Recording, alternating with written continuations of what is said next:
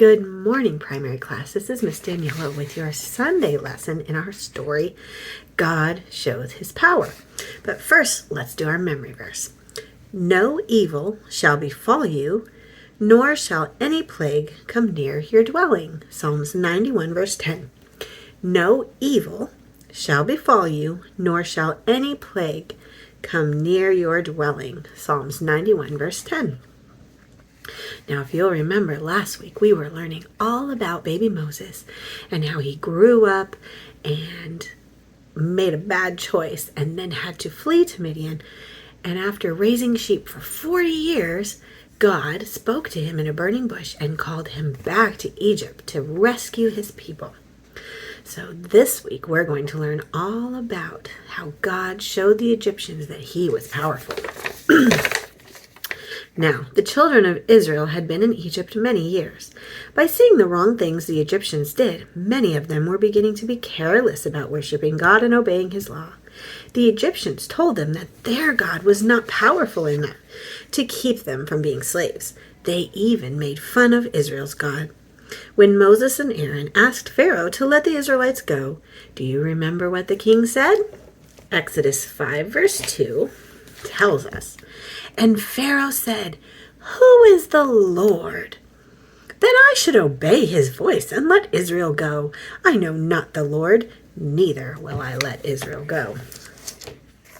Then he made them work harder than ever. In fact, Israelites were being treated so cruelly that many of them wished that Moses had never come back. Things were even worse than they had been before he came. Actually, it was like a war.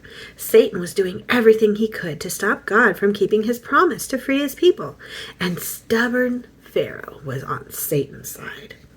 On the other side was God, with Moses, Aaron, the elders, who were telling the discouraged Israelites that God was going to keep his promise. Now we will read Exodus 7, verse 1 through 6. Exodus 7, verse 1 through 6. "And the Lord said unto Moses, See, I have made thee a god to Pharaoh, and Aaron thy brother shall be thy prophet. And thou shalt speak all I have commanded thee, and Aaron thy brother shall speak unto Pharaoh, and he that he send the children of Israel out of his land. And I will harden Pharaoh's heart, and multiply my signs and my wonders in the land of Egypt. But Pharaoh shall not hearken unto you, that I may lay my hand upon Egypt, and bring forth mine armies and my people, the children of Israel, out of the land of Egypt by great judgments. And the Egyptians shall know that I am the Lord, when I stretch forth my hand upon Egypt and bring out the children of Israel from among them.' And Moses and Aaron did as the Lord commanded them, so did they." Now we'll read verse 3 again. "And I will harden Pharaoh's heart and multiply my signs and my wonders in the land of Egypt." What does that mean? We know that God loves everyone. God the Son, Jesus, was going to die for everyone.